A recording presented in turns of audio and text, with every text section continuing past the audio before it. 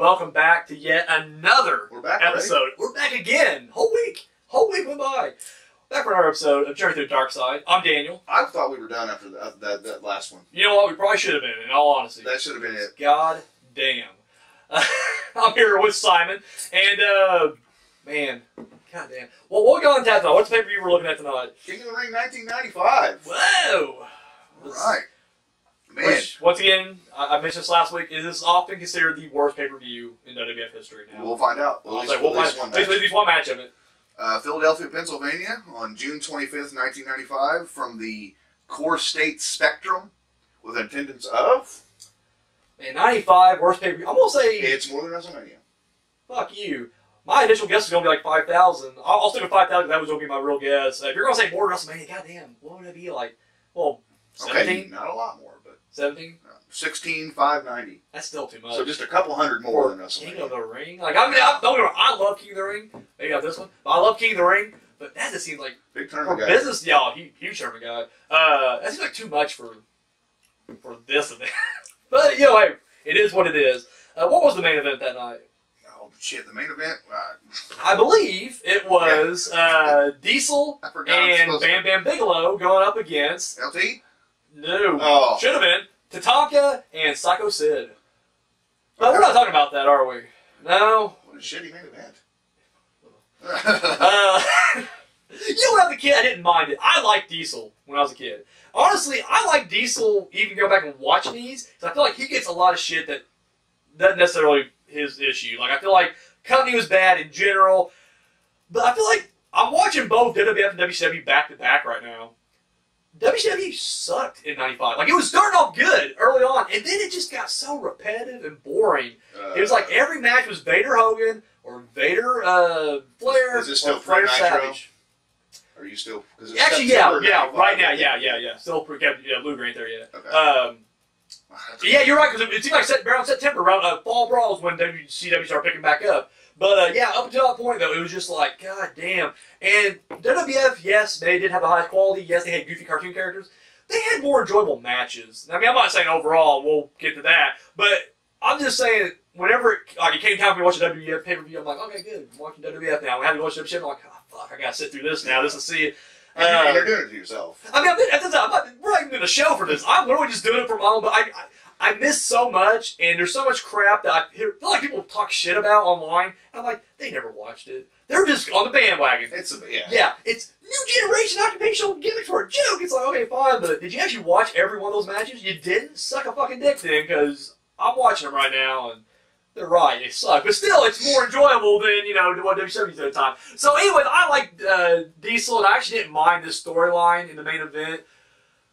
However, this is one of those matches where I'm back to rewatch, and I'm just like, fuck, this is bad. But we're not talking about that. We're getting on a tangent here, because the match we're going to talk about is the quarterfinal King of the Ring match between Mabel, with Mo in his corner, going up against the Undertaker with Paul Bearer.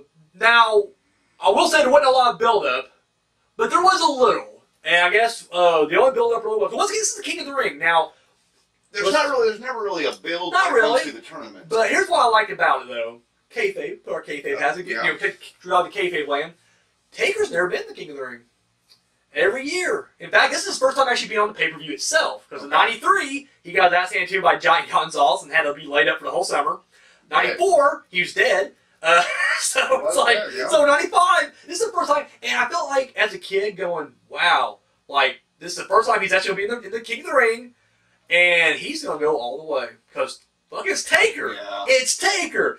And so, you got that. And I love that. Because, once again, Taker, even though he still kind of got some revenge on his mind for another person, from WrestleMania 11. Yeah. He still feels the corporation a little bit. He's almost going, you know what, fuck that right now. This is for me. I lost my urn. And at this point, the storyline was... and I'll get more of this, I guess, in the next one, he lost the urn, but he was still pretty dominant, and always felt like, the storyline was, well, he wasn't getting the power from the urn anymore, but he was drawing the power from the creatures of the night. To me, now we're doing that, you know, our awesome behind kayfabe, but keeping it kayfabe, but making it real, was, you know, we've always said that, you know, Taker and the urn was always bullshit. That was psychological mind games playing everybody. But now that the Urn's gone, he's back there, Paul, going, dude, I can't keep losing these matches. Like, I gotta whoop ass. And he's like, well, you know, Taker, you gotta have the Urn. They're gonna know. He's like, well, fuck that. I don't care. Listen, we'll just pretend I'm getting it from the fans.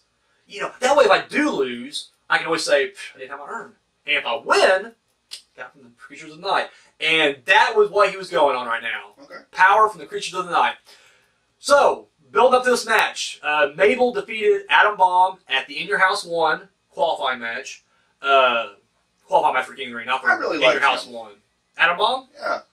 As a kid, I did. No, as an adult, yeah. well, I'm just saying, like, yeah, well, a lot of these gimmicks do kind of age well for me. That one didn't for some reason. I'm just like, and I feel like wasted potential more than anything else. Because like he should have been a little bit more dominant. He was green, but he should have been better than that. I just feel like that's never stopped Vince from pushing anybody because they're green. So it's like, how did Adam Bomb not become more of a dominant threat? Even like for 2 or 3 months span, just another month for Taker to slay even. But it's like, never happened. So, but then Taker took out Jeff Jarrett. Now, finally, I remember, yes, got his revenge for all those. He was going through that list, and he was just like, fucking Jeff Jarrett, I'll get you. And he does. I do remember this match from Raw, actually. They didn't show it on the build-up here. They showed the ending of it. But I remember in the weeks leading up their match, or week, I guess, dude, Jarrett was trash-talking so fucking hard. Like, I'm going to defeat the dead man. I'm going to beat him. And he was saying like he was going to destroy him. Fearless. Absolutely.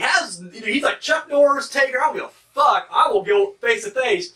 After 10 guys defeat him, I'm out there. I'm in there. And guess what? Taker kills him in pretty quick fashion. I mean, it was sad. He destroyed. In fact, the roadie would advance into the King of the Ring, and Jeff Jarrett didn't. If that tells you anything, which I think is hilarious. So that was pretty much the build right now. He's still earnless, but he's going for the gold. He's going for a different kind of gold. He's going for that crown. Can he become the King of the Dark Side? Can he become Lord of the Dark Side here? Yeah. We're going to find out. So, you want to take the lead on this one, or you want me to take it? That was my review. Yeah, this one wasn't as bad as the last one, but I still think Slow and Plodding is the name for this week as well. Another great big giant guy. Yeah. We mentioned green wrestlers. Yeah. I think Mabel's still very Really? green. And he showed it a lot more here. I feel like with tag team, he was less nervous maybe, but it seemed like here it was just a lot of awkwardness and I don't know. Like the first, I thought if he was trying to go for like a boss man slam or whatever, but he just like falls into him and it just looked so clunky. It didn't look like it was supposed to work out that way. No, I don't think it was. It looked very awkward. Block some old schools. Nobody does that. Yeah. In fact, I will say that about, we're going to go kayfabe here. I guess they're still new school at this time, right? They're junior high right now. We're in junior high right now. So, I will say for Taker, or for Mabel, now we're going fucking kayfabe here, people. Mm-hmm. Show no fear. In fact, gets right up in Taker's face in the very beginning. And you don't see anybody. I didn't realize how fucking tall he was. Yeah, dude, Mabel's always been a monster. And I always kind of forget. 6'9". Yeah. Or was. Yeah, it was then.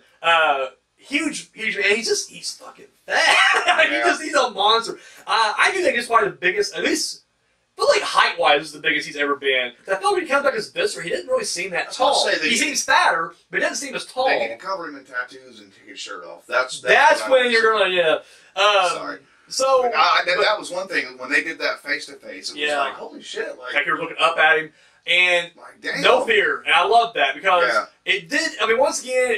Clearly, he read the script. He knew how it was going to go down. But it was just like, I like that side. Like, I remember as a kid thinking, like, well, he ain't going to win. But, goddamn, like, he's not, like, Gonzalez starts off pretty, like, I'm not afraid of you. But then by the end, he's like, oh, shit. Even Yokozuna, right off the bat, was showing fear. Yokozuna didn't want to go near the casket. And, like, literally, here's Mabel at this point. Going into spoilers. Staring down and just trash-talking him. And even tried to cheap shot him. It didn't work, but he did try to cheap shot him. And I don't know, something about that, granted, you're right, there wasn't a whole lot of build for this, but I liked it. Like, to me, it gave this a little bit more of an edge than the previous match that we did last week. Because it was just like, fuck me. Like, that had no heat going into it at all. But this one just seemed like there's a little bit more on the line here. Like, Mabel's trying to prove himself as not just a single star, but he wants that king. In this match, like with the Bundy match, when I said, at least some kind of a story or a build or something would have really helped it out. This match didn't really need that. No, but it was King of the Ring. That's the story. That's all the story you need there. It's like a Royal Rumble. You don't need a build for Rumble. It's a Rumble, I'm sure Mabel had his feuds, and Taker obviously had his feuds, but for this tournament, that's it. They brought them together. And then you go back to that later. Meeting of fate, if you will, because little will we know that they'd be intertwined throughout '95, but we're getting ahead of ourselves right there. Yeah. So, and I'll say this too. Now, he's no Yokozuna. No. But Mabel's a little bit agile for a more agile 6'9", 500 pound Absolutely. person. Well, there'll be some examples throughout here too. Moves far better than the much smaller King Kong Bundy. Yeah, a lot better. Taker gets knocked out of the ring at one point and gets his foot caught up because Taker's dominating early on. In fact, and this is something that's in my head, this match starts off the exact same way King Kong Bundy's match started off. He thrust, couple clotheslines, and then old school. And I'm just like, they're copy and paste this motherfucker. But then it gets different after that. But still, it's just kind of funny. But the turning point is Taker gets knocked out of the ring, but gets his ankle caught up. And it looks like it wasn't probably supposed to happen because Mabel's kind of like, oh shit. What do I do? Do I help him? Do I get him out? And then he's like, okay, I'm wrestling in the King of the Ring. I need to, keep going. So he goes out there and starts attacking him. But there for like a good 10 seconds, adorable Mabel just looks like he's freaking out. Like, oh my God, Taker. I wasn't supposed to do it to Taker. You don't fuck. Back then, you didn't fuck with Taker either. Yeah. Yeah. So anyway, he goes out there, starts working him over, and then to his credit, Taker does sell the knee. And the thing is, kind of links it with, I guess, Gonzalez a little bit. Because even with, like, Kamala, Taker didn't sell that much. Yokozuna, until he got beat down by 10 motherfuckers, he didn't sell at all. Gonzalez, he sold. Bundy a little bit. But here, he sells pretty big. Now, you can always attribute that to lack of earn. And then, like I said, when I try to make it real, it was like him just going, well, fuck, if I don't have to pretend to be unstoppable, this fucking hurts. Like, my ankle got caught up in that motherfucker. My knees hurt. This motherfucker's, 500 pounds, 6'9" or whatever.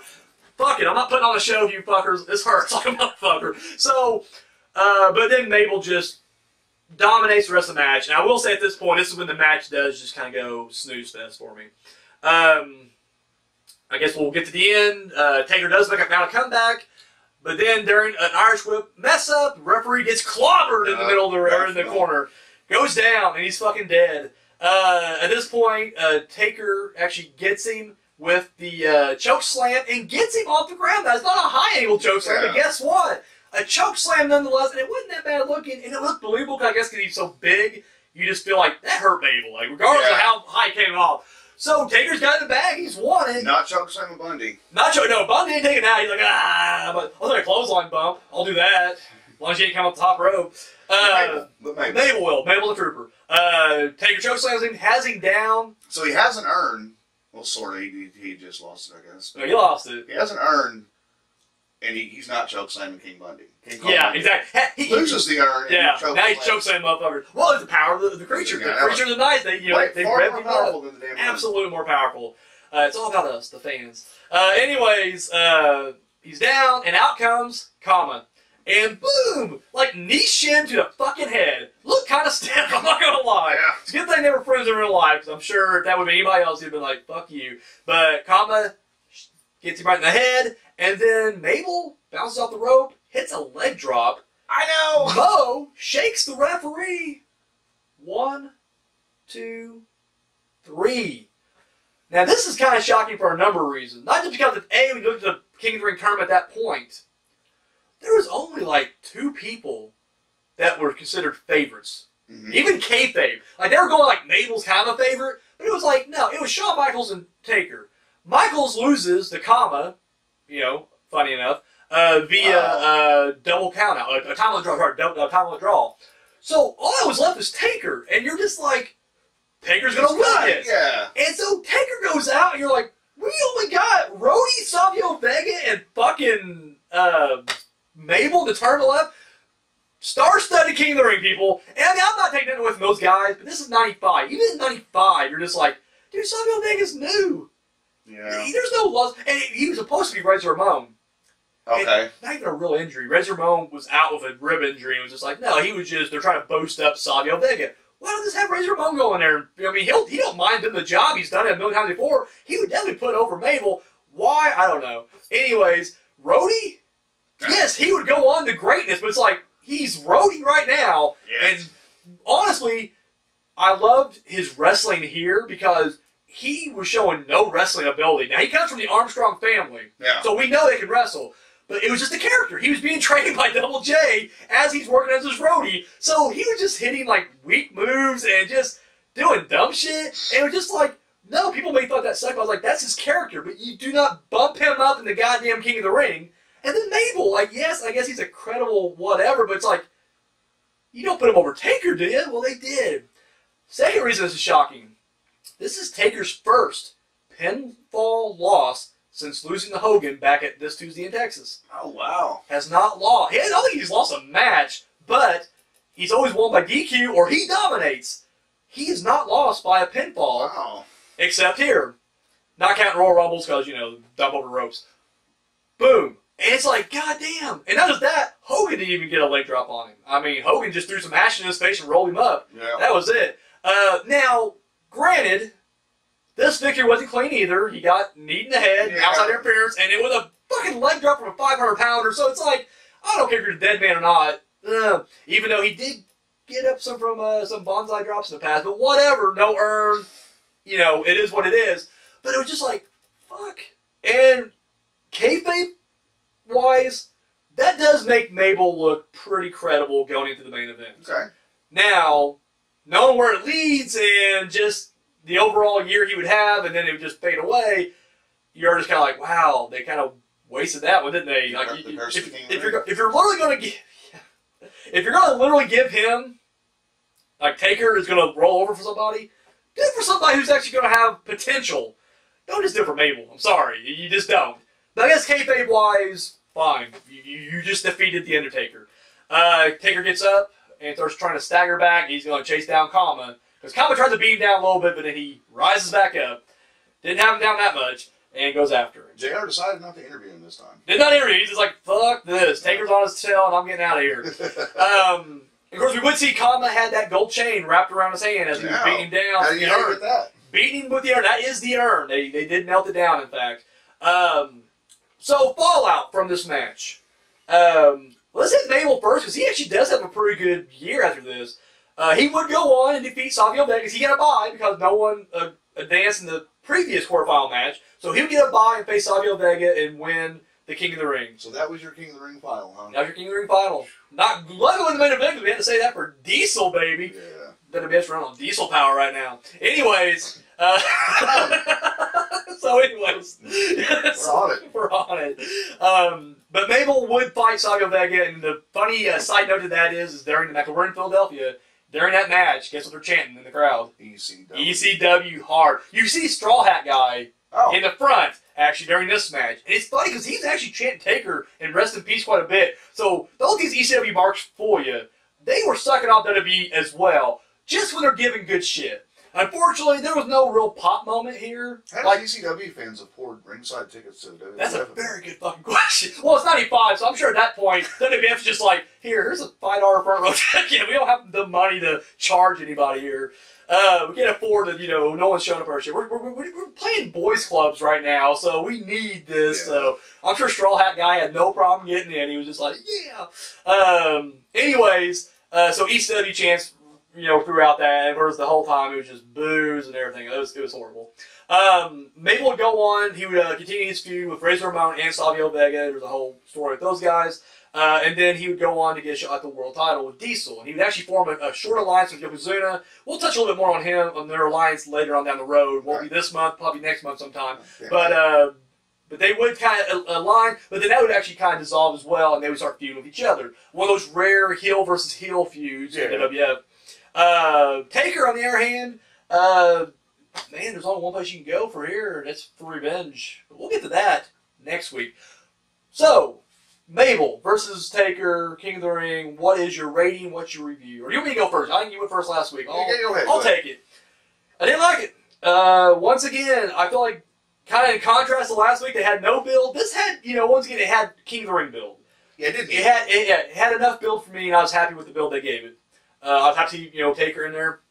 Honestly, I wouldn't get pissed about the finish. I mean, in hindsight, sure, it's sucks. Yeah. At a time, fine. You're wanting to create this monster heel who they do push into the moon, even though it didn't go anywhere. They can't get him to the moon. They can. They try to hoist his ass up, couldn't do it. Taker could only get him a few feet off the ground. Wasn't that much. Not like that. Anyways, but fine. For a time, you want to end it like that. Taker didn't lose clean as a whistle. It was some chicanery. Fine. It was a match between, though. It was just literally, it felt more boring at certain aspects. Because at least the crowd was popping during the Bundy match. Here, the wrestling's better, but the crowd's just sitting on their hands. In fact, the only time they get into it is when Mo is out there talking, and I don't want to come out and just say racism, but Straw Hat Guy's in his face, and I'm just like, I just wonder how many N-bombs were dropped. I'm not trying to accuse Straw Hat of racism. And they're up north. It's a little bit more progressive in the north. Yeah. I don't know. Philly. The Straw Hat. Yeah, it is Philly. They'll say whatever. So, anyways, who knows? Regardless, it seemed like the only time the crowd was alive was during that. And then when it hits a chokeslam, the crowd did come alive for the chokeslam. Now, you being a big fan of King of the Rings, I mean, I like them. I've seen multiple King of the Rings and, qualifying matches and semifinals and finals. And it seems like a lot of the except for the final match, like a lot of King of the Ring matches are kind of like that. Like the fans aren't really as invested in these until it gets to the last two. Like that's where you kind of see people get a little more pumped about it. Like, and I feel like that's the thing too. Maybe I'm a little bit more old school in that sense. I don't think tournament play plays well for today's crowd, or even back in '95. Because I feel like if you're just watching the same single matches over and over, you're getting a different mix-up, different people. You're ultimately just like, well, we got a bunch of this. Like, tonight's going to be single match night. Like, we don't have anything else really break this up except for a handful of matches. And I feel like, especially today, this is maybe why they got rid of it altogether. I just don't see a whole lot of people really being, like, clamoring for a tournament environment. They do break it down to 96 to just having the semifinals only. How'd that work out? A lot good for one of the guys, I'll tell you that much. And it seemed like that was the thing for a while until maybe 99 they brought it back out to 8. But then they went back to the semifinal. I think it kept flip-flopping on it. But I just feel like, and I think that's probably the main thing here. I know it's even 93, which is the first pay-per-view King of the Ring.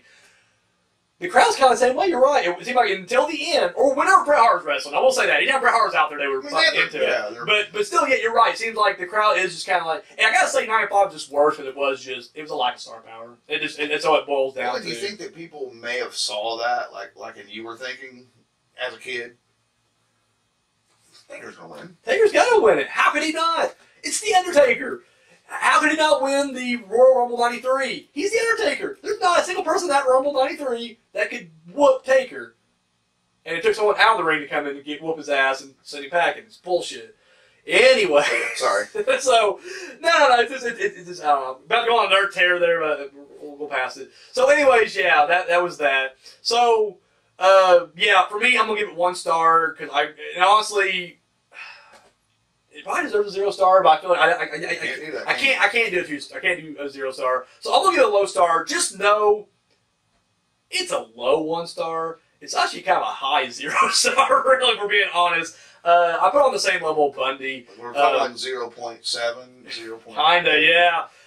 So I'll go 1 star. What about you? What's your review? Well, I'm going to give it a 1 star. Okay. So we level that 1, so still below. It was still a better match. Yeah. Not saying by a whole lot. No. Taking, agreeing about, like I mentioned, the build. This match was different. It didn't need a build. These guys have their feuds, but this is different. It's King of the Ring. Absolutely, yeah. Put that on hold and do this.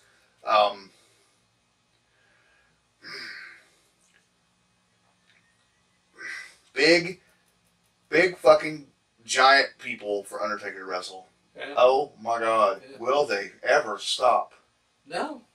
Even up until 2007, he went against Great Khali because big. That was the only thing. That's the only representative for that match. He's like, he's big. That was like the return of Giant Gonzalez. Anyways, and I don't really have a whole lot to say other than just it was better than the last one. Yeah. I mean, I'll agree with you there. Not by much. With the comma interference, it gave Taker a excuse to lose and be taken out of the match. And like we've said before, like Undertaker is, and all wrestlers have, but we're focused on Undertaker. Like it happens all the time. Like Undertaker's like in a fantasy video game, and he always has to do these side quests. Yeah. But at the end of the day, his main focus is that end goal. So I don't think that in kayfabe land here, I don't think Undertaker really give two shits about being King of the Ring. Yeah, I think, you know, he used that as a launching pad to get back to his world title. His mission is to get back to that. And he knew. I'm not saying he didn't try. I mean, he would have. But like, it probably didn't bother him to lose that match. Well, think about it this way. Because you look at it this way: Hart wins '93, gives himself a world title shot, reclaims the title. Owen Hart wins King of the Ring, gives himself a title shot, didn't get it, but still got shot. So I think you're absolutely right. Whereas maybe he didn't care much about the prestige of being the king. But he's like, this is how I'm going to fast track it. Like, I keep getting knocked out, side quests keep getting knocked to the side. I want that world title. Diesel has it. How can I get to it quick? Fucking King of... And look, it worked for Mabel. Mabel won the King of the Ring, and guess what? He's headlining SummerSlam. So, clearly, you're right. I think Taker, kayfabe land, Taker had that in mind. Like, I can get myself a title match in this. Yeah. So, no, I agree. I totally agree with you. But, to me, the 1 star really comes from that comma interference, because it gave him an excuse to lose. People can at least look at it, even how ridiculous it. Okay, he got attacked. He blindsided and blah blah blah. I don't think it's ridiculous. I think that's a legit fucking knee to the head. God damn. But it also sent him right back on that path. Yeah. Because Melon has earned down. Made a stupid necklace out of it. It looked like shit. It looked bad. I don't get a necklace. Like Run DMC, be like, we're not taking that. We're not. Take that back. That's some janky ass bullshit. Yeah, and so I'm fine. That's some weak ass Buster shit. I'm fine with that, with the whole finish of this. Okay. Because it yes, I will say it didn't bother me at all. I mean, because I understand what you're saying. Like, this was a path for him to get a title shot possibly, but this was just a little side mission that was an optional side mission that you didn't have to complete to finish the game. Exactly. And now you failed it. So, but. Right back to where I was at. Like, he's almost like a Terminator-esque, where it's like, he's focused on this, but then, there's somebody over there, I gotta, See, now, I'll agree, but I'll kind of flip it a little bit. Okay. I'll look at it this way is, maybe he did care about the King of the Ring match. Kama's the side mission, because his whole feud of the corporation, that has been the side mission. Because think about it this way, he comes, so they have fucked his last title match was against Yokozuna at Royal Rumble 94, so well over a year ago. He gets screwed over by everybody, but namely Fuji and Cornette are the ones that pull the strings on that one. So Yokozuna is the one that's kind of the head of that one. He gets put away and up on the shelf for over 3, 4, 5 months, whatever. Comes back only because DiBiase is claiming he has his own Taker. So Taker's like, well, fuck, I'm putting this motherfucker in his place first. And he does. And then he's like, okay, before I get my world title, which is at this point held by Hart. He's like, before I get my world title back, Zuna, unfinished business. So at Survivor Series, puts him in the ground. But during that match, he gets clobbered by the corporation, IRS. So now he's like, well, fuck, his ass for years. I can't go after that title yet. I gotta go after IRS. And then Bundy. Fuck, I can't go after the title now. I gotta take care of Bundy. Then Kama. Fuck. And this is the one time he's like, well, shit. Let me put my corporation shit on hold. Let me just fucking win the King of the Ring. I can win 3 matches in one night. I'm the Undertaker. I can do this. Yeah. Get my world title, and then I'll deal with them. And they wouldn't let it be. And Kama's like, no, me in the hand. Got you chained. Well, all right. So maybe, I can see both sides. Like I said, once again, that's the great thing about kayfabe land. Yeah. It's all facts. I mean, it's us filling and playing. But I do like either side of that. I can see either one of those actually being the correct, kind of way. But either way, that one bit of interference by Kama really saved the finish of the match because it protected him a little bit. Well, I mean, I think it protected him a lot. I mean, if you would have said, like you said, it also made Mabel look like a fucking monster. Because even though it's a tainted victory, it's still like, well, shit, he still was able to put him down. Like, once again, he's got, to my knowledge right now, when we're not counting WCW, we're talking about WWF Undertaker, only 2 people spend him on pay-per-view. Hogan and Mabel. That's fucking sad. Hogan makes sense. Hogan makes a lot of sense, but like, Mabel on that list. Mabel's on that fucking list. You know what? Who better to lose to than the guy that goes on to win it? That's true, though. And once again, Destiny will, come back on that one. He ain't done side missions just yet, buddy. He'll correct all the wrongs, but we'll get to that later on down the road. So they become good pals. They definitely will. So there it is. King of the Ring 95. We ended with a 1 star. So once again, my one's a little higher than your one. It was a little higher. It brings it up. It brings it up. So anyways, yeah, that's it for this week. We're gonna take next week off. I know we just took fucking 3 months off for, you know. Well, we gotta have season. time off after But, this. I mean, we really do. It's so brutal. It's so ruthless. We're going to be taking it off for Memorial Day. So we're going to do 2 takes on this one. First take. So, going to get together with the family, get everybody together, outdoors, fucking barbecue. It's going to be great. You guys have a good one? Take 2. Go have some TV dinners at home, and just stay safe. Keep those doors. In the backyard 6 feet away from each other with no more than 10 people. Oh, we're at 10 now. We're at 10. 10 or 8 so, or 4 or 3 or... You know what? Just stay home. Just don't bother going out. So whichever take is preferable right now, whichever one pertains to our current situation, that's the one you use. Guys, until 2 weeks, I'm Daniel. Simon. And guys, we're out of here. Oh, shit. Didn't always run, sorry. Hi. Thank you for watching that video. Be sure to give us a thumbs up, share it, subscribe to our channel. All that good stuff you do right here on YouTube, go ahead and do it. Check out our other videos. Go to our playlist. We got episodes of TPS TV, Journey Through the Darkside. We got a new show coming out, the horror movie review with Daniel Richardson.